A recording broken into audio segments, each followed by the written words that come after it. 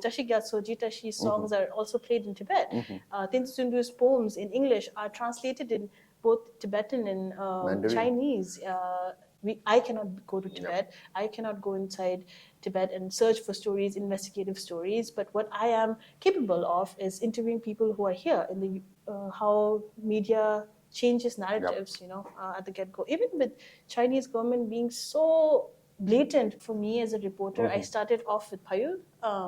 It's one of the leading English news paper in the diaspora. What we're lacking in the Tibetan media scene is a very self-rigorous sort of questioning of oneself. There are so many stories out there. I can't stop thinking about, Tibetans who are in the West who are struggling, Tibetans who are doing nursing degrees. I don't want to say much, but I also want to start a platform of myself, just like writing. JNU is such a place. I don't want to start talking about JNU because then I would go on forever. Clement Town itself is a town that was established by Khongdan Sudrim. Students used to collaborate with professors. Like, can you imagine it here? TSP used to be called the Tibetan Fulbright Scholarship. I think we can learn a lot from the outside world as much as we can about from our own inner world. Unsilenced Voices of Young Tibetans is a podcast presented by the Foundation for Nonviolent Alternatives, where young Tibetans share their personal stories, experiences, opinions, and journey in exile. Tashi Dilek, Namaste, and welcome to FNVS podcast, Unsilenced Voices of Young Tibetans. Today we have with us a journalist, for that matter, someone who is deeply engaged with the mass media and news reporting when it comes to our Tibetan community here in exile and the larger Tibetan community in occupied Tibet. And furthermore, she was a recipient of the prestigious Tibetan Scholarship Program in 2023. So welcome to our show, Choekyi Lhamo. Oh, thank you so much, Tandri. It's been a pleasure listening to you through this podcast, and I'm very privileged to be here. So thank you, Choekyi. So Choekyi, you had just returned to India from America, studying there for 2 years. So how was your experience there? The experience was pretty unique. I had never been out of India, for that matter. I studied here in Dehradun, did my master's and bachelor's in literature in Delhi, and it was very different experience because America, as we know, we only see it from different mediums through TV shows or say books by American authors. So I had a very different understanding of what USA would be, and going there the first few months was very difficult. Some would call it a culture shock.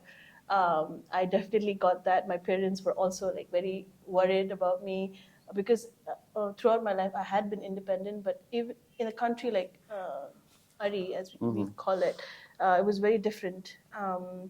The people thinking was very different.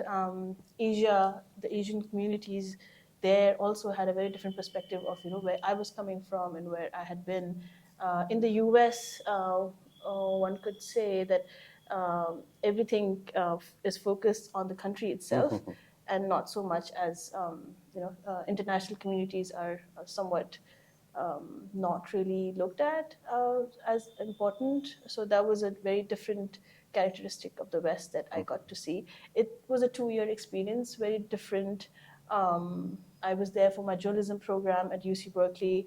California itself is very progressive relative to places in the Midwest, but the coastal areas are considered more accepting of different ideologies and communities such as ourselves.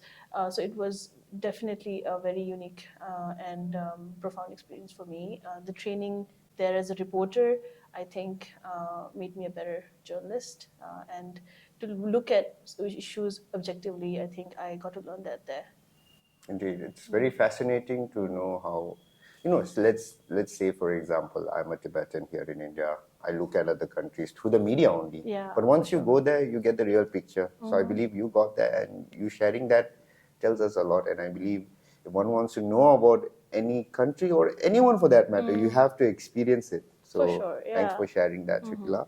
And your reason of going there in America was basically to study, and you received the prestigious scholarship that many Tibetans here in exile vie and compete for, called the Tibetan Scholarship Program, which is, we all call it as TSP. So could you shed some light about this? Yeah, for sure. It is a very competitive competitive scholarship for Tibetans in exile, devoted for refugees who've been in India and Nepal for the longest time, who have the ability to study in foreign universities but lack the resources. So I think the idea came in when they saw that there were a lot of potential for Tibetan scholars to go abroad and study. Not that we need to go there, but it's just to get the exposure and the kind of higher education system there is in America. I think the idea started there. It's been 30 or so years since the TSP started. I was just checking in before I came in. 1988, I think, was the first cohort sent. Till then, I think every year they send 5 to 6 members of our community who are eligible to go to the US for their program. You need to have like 5 years, at least masters, as bachelors and masters as well, to get eligible, and you need to clear 2 tests: TOEFL, IBT, and Tibetan test. I actually, was my 3rd time. I couldn't get through my Tibetan test in the first 2 attempts that I had, but everything is works out when if you clear the interview, as you would know, as you're one of the recipients this year. During the interview, there are very grueling questions that the panel asks. There are different kinds of lenses they look at the candidates for. As one would assume, they also look at if you have invested your time in the community itself, which I have. And they also look at if you have the potential to excel in universities in the US. So I think I checked the bar and I got in. There has been some criticism before. People did say that Tibet Fund, because they administer it, and through the CTA administration Sheriff department, that used to wonder if people with the right qualification would get through. But I think slowly and gradually things have surfaced, and people who are actually eligible have come up recently in the recent years. I would like to think so, since I also got the scholarship. But definitely they have their own criteria as to see if if they have the future objective of coming back, because TSP used to be called the Tibetan Fulbright Scholarship, right? Because it is fully funded. So when you come, they see if this person will come back and serve in the community, which is one of the most important aspects of this program. So yeah, I'm back. You said it was your 3rd attempt, and similar to me, like, Oh, really? it was my 3rd attempt and I got through as well. So I think third's the lucky charm, or Oh my God, yes. whatever you want to call it. Yeah, but really deservedly so. For you also, I think you are going there for international relations, right? Maybe you could also speak as to your process in the whole program. It's in the initial phases, I would assume. I mean, yeah, basically, the Tibetan Scholarship Program provides you scholarship to study in the US.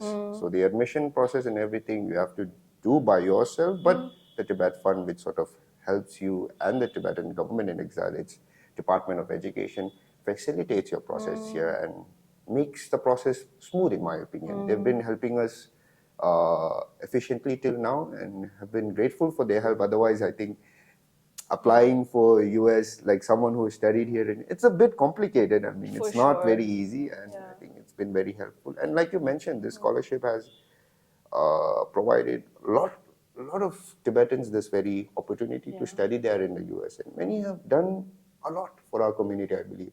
The former Sikyong Lopsa Singila was one of the recipients.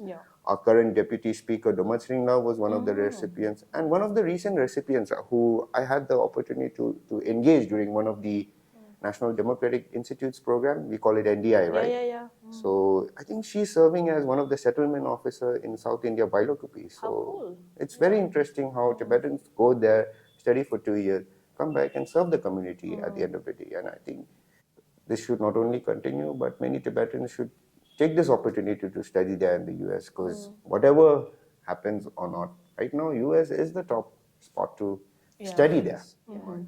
So Choekyi, now we've talked a bit about your recent engagements, your study there in the US, about the Tibetan Scholarship Program, through which you had the opportunity to study there. So going a bit more about your personal story, how was it growing up in Dhondupling? I mean, we Tibetans, okay, the Tibetan name of the settlement is Dhondupling, but we commonly call it as Clement Town. Yeah, So Sea Town. Yeah, Dhondupling is definitely a place that I love and really admire. There have been a lot of experiences that I would definitely not share. But the Clement Town itself is a town that was established by Khungdan Sudim, one of the founders of 13 groups, also known as Soko Choksom. The establishment itself is very unique and independent. It is governed. Independently of itself. Recently, I don't know if you know. Way back, I don't think they had CTA and the Clement Town had any sort of like strong connection. It only happened gradually that they are now all document work that we have to have like concerned with the CTA. We will have to go to Dikling, which is also a neighboring colony based in Dehradun. So it's independent of most things. We have our own general assemblies, and there is general secretary, and whose elections we really look forward to. It's a very interesting place. It's also considered one of the richer colonies in exile. There are many reasons for it. But myself, growing up there, I went to the school, Tibetan Nehru Memorial Foundation School, was also founded by Khunda Sudim. Till the 8th grade, I went there. After that, I went to Hilton School, which is one of the English medium schools, because my parents thought that I would have to know English if I were to excel in academics later on. And but I was a day scholar, so I spent a larger part of my life in Clement Town. I think very interestingly, when I came to Delhi and Dharamshala, I got exposure to the different kind of Tibetan communities there are in India. And when I got to chatting, me being from Clement Town had a different shade for them, had a different color, and I was really interested in that. And I got back when I was in Delhi University doing my bachelor's. I went back to my shija and asked my elders, what this is all about. What is Clement Town all about? So, and my father was a very loyal supporter of Khunda Sudim, and he was killed before. So there's a lot of controversies that Tibetans really don't talk much about. But I guess it's changing because people want to know more. And during my schooling in Hilton's, I think I really got a knack for reading literature, and then it started from there, where writing and talking and interviewing started from there. It was a really good experience being there. Now, when I go back, I feel like, oh, there's nothing much happening. I think it's all what we feel coming back from a foreign country. You feel like, oh, there's so many things that have changed, but the people who are there and who made me who I am today are still there. So there's a different kind of balance that I have to find. Finding meaning in the places that I've already been, and trying to do something with that information that I have now. So Dhondupling is a place that I still think about a lot. Indeed, and since you mentioned about Khunda Sudim, I think many of us can learn much about the book that Siringwang Babala had recently written, The Politics of Sorrow, which I believe you did a podcast with her about this very book. So I did, yeah. one can watch in that podcast, tune into that, and on top of this, read the book for that matter, to learn more about the history of this very interesting settlement, in my opinion, that is doing so well right now. I remember, I have fond memories of this very settlement. I studied in Dehradun, TCB Selugui for a while, so would travel there. And I believe tomorrow is Labab Tujen, so this was a very auspicious occasion. Every Labab Tujen we would go there. So Choekyi, you at the end you mentioned how when you were in Dharamsala you worked in the media and also did a bit of introduction about it, and I followed many of your writings. And you also did such in-person interviews at Phayul, I believe. Yeah. So could you share more about your experience there, certain challenges and opportunities for a Tibetan to work in the field of media? That's a really good question. I think for me as a reporter, I started off with Phayul. It's one of the leading English news paper in the diaspora. Tibetan Review is still there, but they do weekly, monthly magazine pieces. But Phayul is there to document all stories that's happening in exile, especially in Dharamsala. I was there after I did my master's in Jawaharlal Nehru University, and I got a job there as a reporter. I was there for 3 years, did a lot of reporting, everyday reporting. I also got the chance to produce videos, interview people that I really, really admired, and did some investigative stories there. I think I made a very good network. I made a lot of new friends.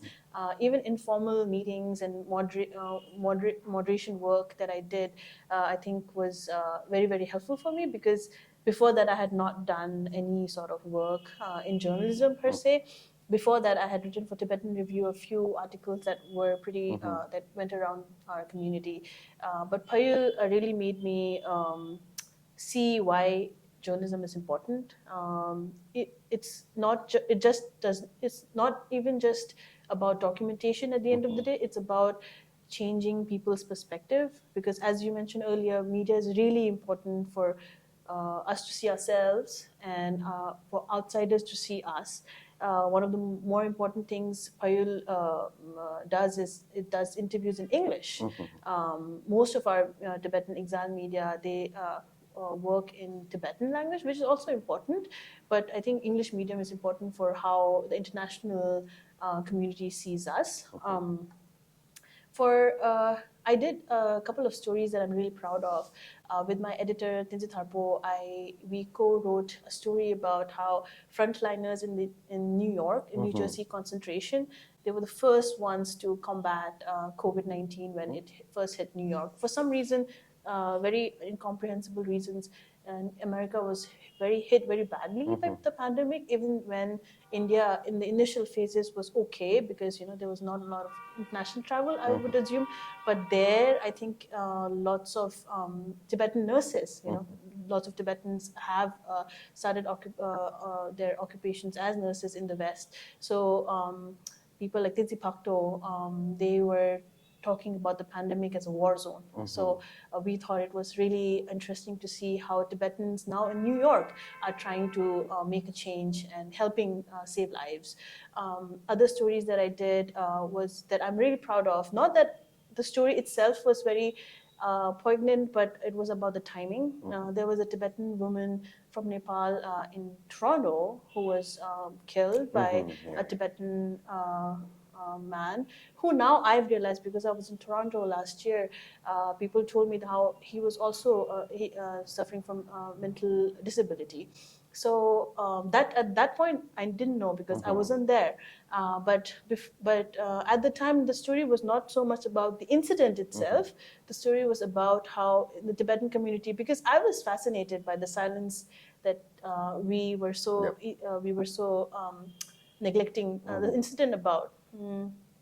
Everybody was sad. I'm not saying the Tibetans were happy that this happened, but people were not really talking about it. And the underlying cause was, how there's gender disparity in our community as well.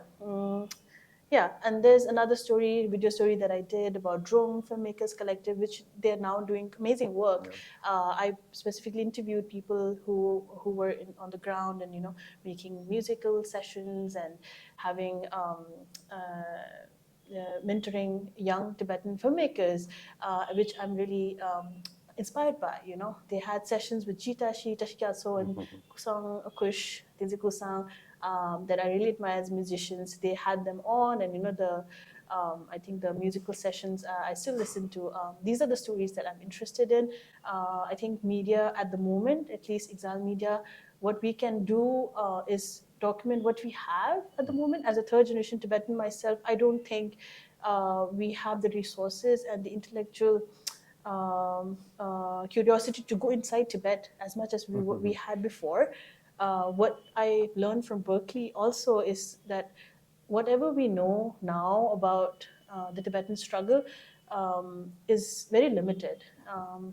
I cannot go to Tibet. I cannot go inside Tibet and search for stories, investigative stories. But what I am capable of is interviewing people who are here in exile, be it the U.S., be it India, be it Nepal, be it Taiwan. There are Tibetans all over the world. So maybe I can make stories from their experiences of Tibetan struggle and focus on their narratives and show it to the world. So I think media has a big role in that, and I, as a journalist, would tell a new, aspiring journalist to focus on what they know, not that what other people want journalists to do. There are lots of stories out there from the Tibetan side, but we can also, I think, do something from our new experiences. Like. Us being new generations born and brought up in India, we have a lot of stories to tell. You really nailed the point about the importance of journalism, media as the fourth pillar of democracy here, and especially pertaining to how we tend to cover news that come from Tibet, how difficult it has become. And recently, like you were in America, two of the prominent news media houses, one would say, like Radio Free Asia Tibetan and Voice of America Tibetan, were shut down. And I believe this is also having a certain impact for sure of sharing news that's coming out from Tibet. Maybe you can shed some light on it, on top of adding this up, because you served as the vice president, right, of the Association of Tibetan Journalists based in Dharamsala, and I believe these very two news houses were also in this organization, RFA Tibetan, VOA Tibet, and there's also Voice of Tibet, for that matter, the Tibet International Post or the Tibet Post, I believe. So could you share your thoughts on all there this? There are Tibet Express, Pigitubab, and it's a very robust Tibet Times, very dynamic media scene in Dharamsala. But definitely with the funding cut impacting VOA and RFA, I definitely think that's what I was talking to with my peers back in Dharamsala also, that there's been definitely a vacuum that probably the information that's coming from the diaspora may not have changed, but the mediums of, because VOA and RFA had really good resources that they put in, producing stories from here. But that's not there anymore. Now I think Voice of Tibet has taken on the mantle. Phayul is also doing amazing, interesting stories. But ATJ was an interesting experience. I think I was put on also because I was from one of the English media publications. But ATJ is a very close network of Tibetan exile journalists, based mostly in Dharamshala because it's such a big group. What happens at ATJ is mostly they put on the information that comes from outside and forward them to the media houses. Indeed. So ATJ has a core group that I was a part of. Definitely VOA and RFA were also part of the group also at the time. But one of the challenges I think ATJ during at least my time was about funding, because we were also concerned about, even though I come from a journalist background, I don't think that you need to have a journalism degree to become a journalist, honestly speaking. But in Dharamshala, there are so many journalists who have come from very diverse backgrounds, be it English literature or political science for that matter, and having maybe Tibetan language degrees.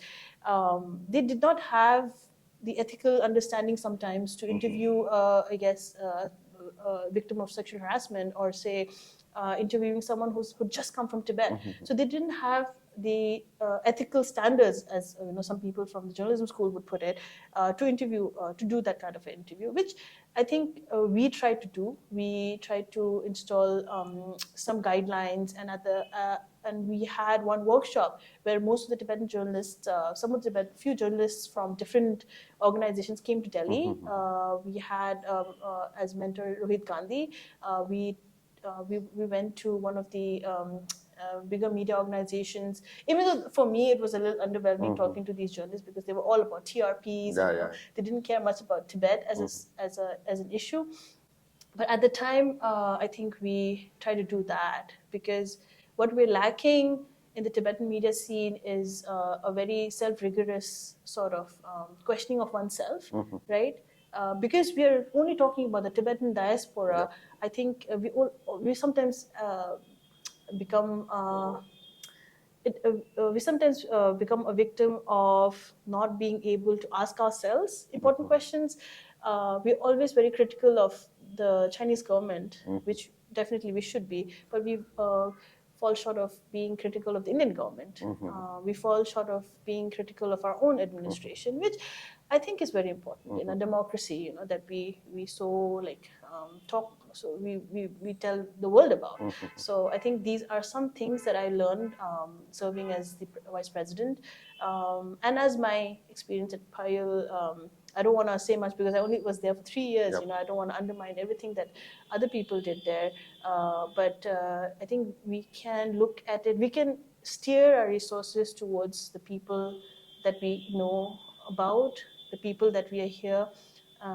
There are so many stories out there. I can't stop thinking about Tibetans who are in the West who are struggling, Tibetans who are going doing nursing degrees just because they want to survive in the West. Nobody's talking about that. So who else will be the best candidate to talk about these than us? Indeed.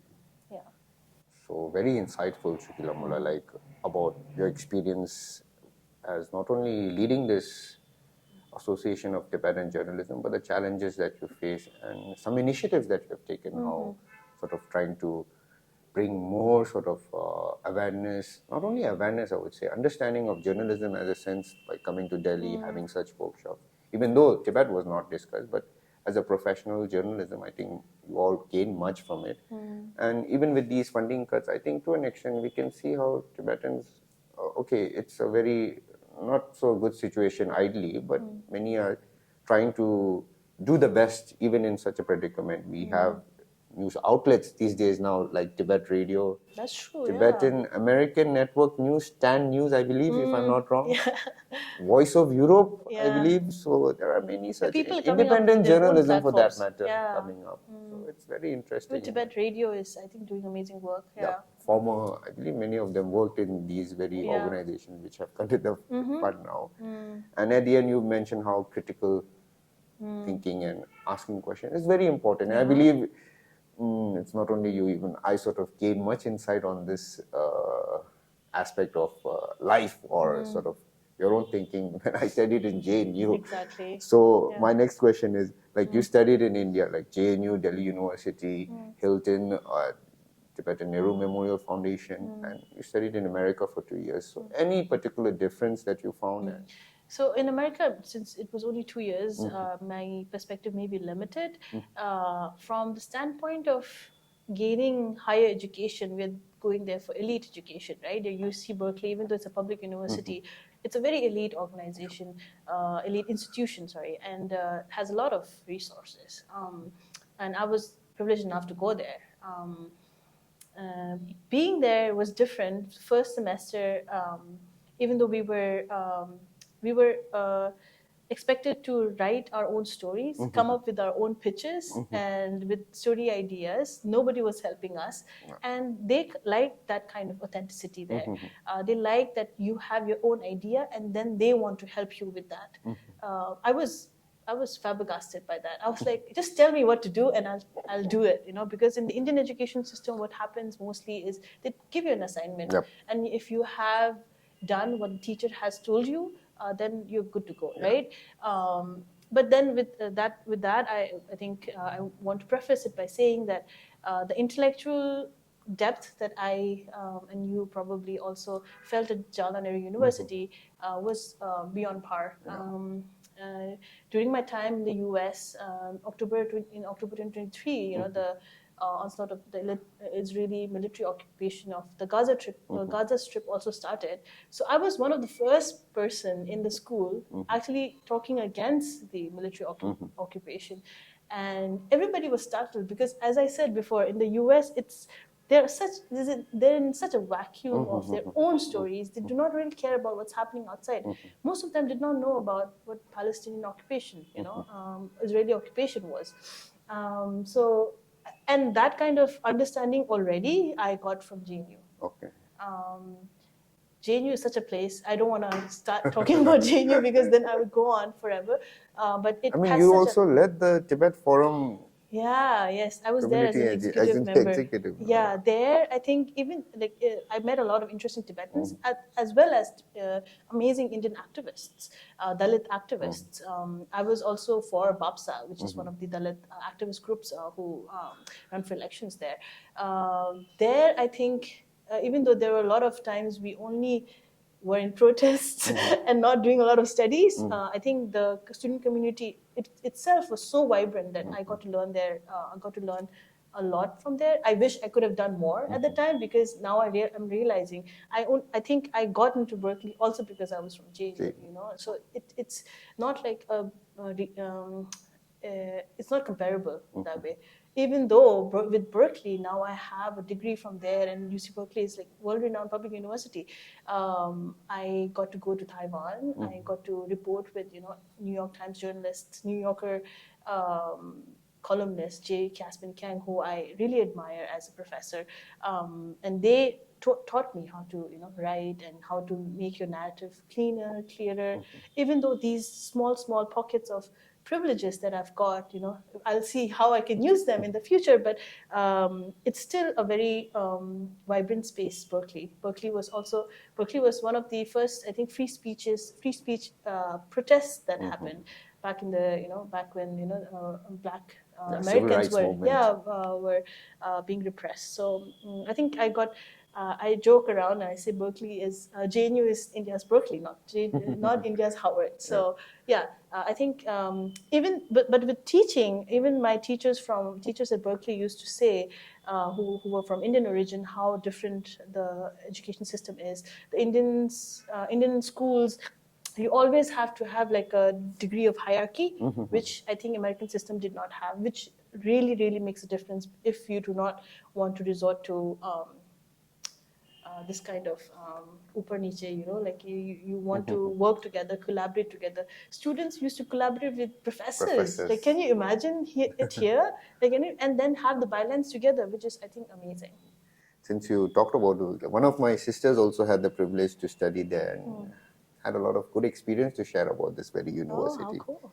Yeah. And one video that got viral in our community was your commencement speech no, after it didn't get viral. No, I think it got some traction, honestly. Yeah. I don't know, it came on my Facebook feed. I see. Not shared by you, by someone else. Whatever you share, I would get it. But so could you share about that moment? Because you talked about Tibet, your family, your origin, your community growing up. Yeah. It was a powerful speech in my opinion. Oh, thank you so much. I had written it very quickly. Our family went through a tragedy earlier this year, so it was a very important moment. I was voted in by my peers at the 2025 class for being one of the commencement speakers, and I talked about how Tibetans are superstitious, and by that understanding. And coming from this sort of a community, we are very religious. So from there, becoming a journalist is a different kind of experience. This is a journalist. Becoming a journalist is a very difficult task because, for me, I think journalism is good because it speaks of the narrative of the moment, which is so difficult to do. It's very difficult 10 years down the line writing about community, that you saw, that you interviewed 10 years back. But it's very difficult to talk about the situations that they're in right now. So from all of those experiences, all the emotions that I was feeling, I was talking about my mother who passed away. And after that, I joined the Tibetan sort of, even Buddha spoke of, how being critical of oneself and how being critical of the philosophy itself is very important for the spirit of Buddhism to be alive. So I talked about that, and then I don't know how the comparison worked out, but from there I said that journalism is important because we need to talk about what we're doing at the moment. My father was there at the commencement, and I talked about how he has really shaped my thinking. He's a self-proclaimed atheist. So I said how this kind of an exposure, continuing with the tradition of criticism that Buddhism teaches is where I get my journalism training from. And from there on, I talked about how in life there's so many things are thrown at you. Objectivity is very much important in journalism, but can you actually be objective ever? So that was the kind of critique of journalism itself I was trying to bring, because at the school the question was that even with the Palestinian stories that were coming out, the legacy media talking about those stories, I thought that it was really interesting that how American citizens themselves were critical of their legacy media and talking about how they're covering the stories. So when we cover the stories, it's very evident. Maybe it's evident to me because I've done the degree in how media changes narratives, at the get-go. Even with Chinese government being so blatant with their thing, sometimes they subtly, put in like Xinjiang somewhere. Some subtly they put in, I don't know, Tibetan Autonomous Region and Tibetans as Chinese. So these are narrative of the media that we have to be very, very about, because at the moment you might think that this doesn't matter, but in the long run people will look at these documents and think that, oh, maybe this was the way. So many things have changed because of narratives that we quietly just did not talk about.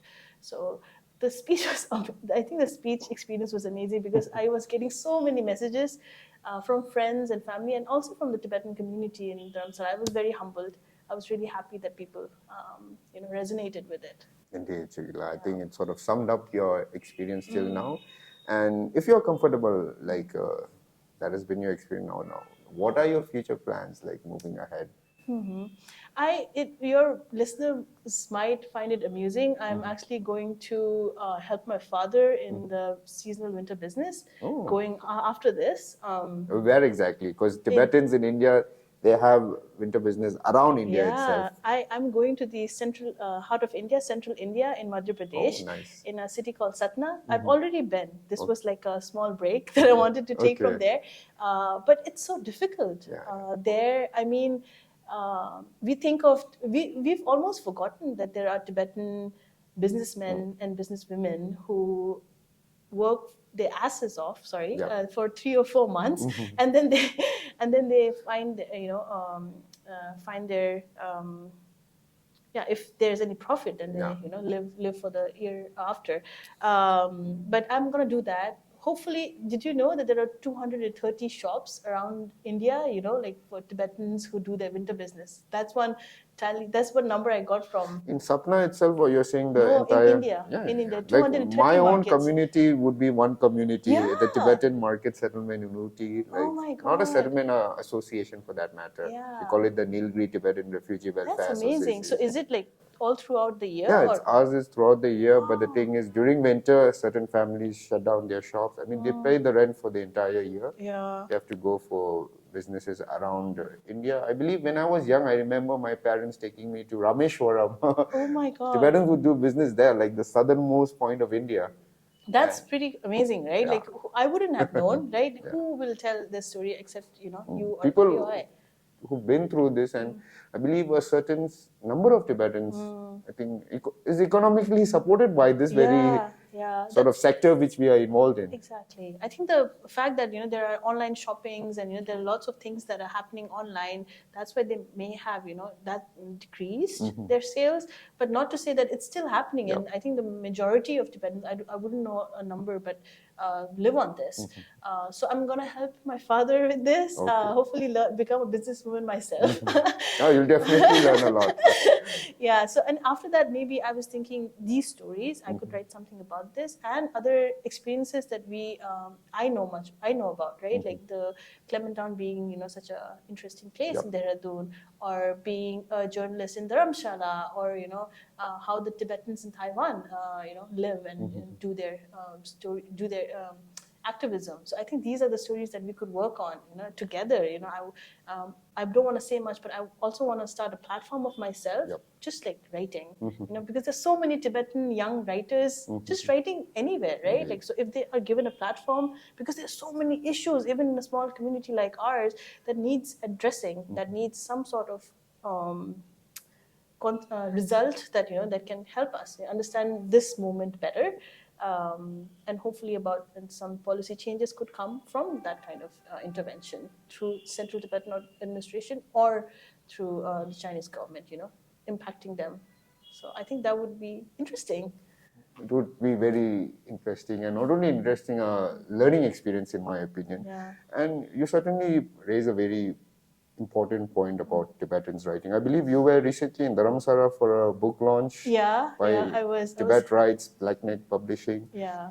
And I believe, like you rightly say, like we have to come up with such stories, our stories, so that it's not only the people around the world who can see what Tibetans in exile and the diaspora are doing, but more importantly, the Tibetans inside Tibet. I remember this famous saying by the late Tibetan director Clement Town, how they want to learn what we are doing. Yeah. So I think us showing the mirror to them of what is happening here, it's very important, and I hope you have much success in that. And thank you. Tell the audience, if anyone is interested in such engagement, like Tibetan winter business, sweater selling, whatnot, another field, like you know who to talk now. Yeah, I mean, I was gonna say I didn't want to use your platform to do this, but definitely reach out. I'm there everywhere: Instagram, Facebook, Choekyi Lhamo.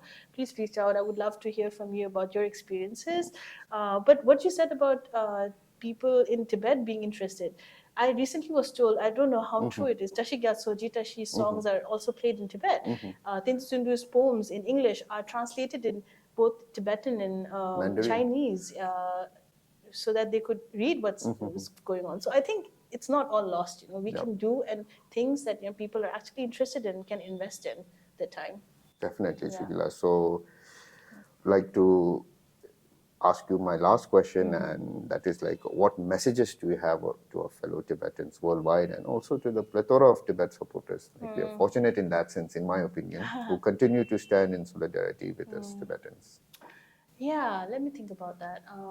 To my fellow Tibetans all over the world, and to people who are inside Tibet, I think for us, since we are in such multiplicity of cultures are surrounding us, I think it will do us good if we could learn from them and be inclusive and try to make sense of where they're coming from and where we are coming from. Tibetans have been very adaptable is the word, to different cultures. But for some reason, Tibetans are still struggling to understand where other diverse cultures are coming from. We always think of ourselves as as centers of conversations. But what would happen if you think about other cultures as centers and yourself as being on the outside, on the outskirt? I think that's very important.